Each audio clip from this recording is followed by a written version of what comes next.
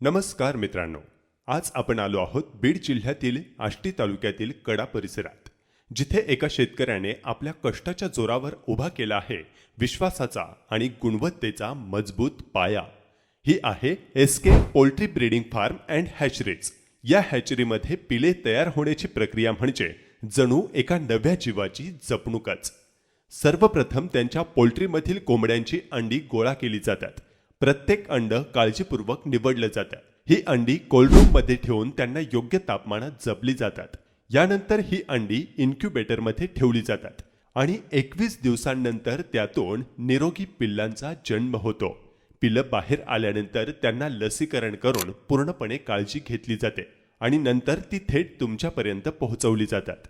इथे तुम्हाला Sonali, Kaveri, DP cross, black Australorp अशा प्रकारची विविध दर्जेदार पिल्लं मिळतात।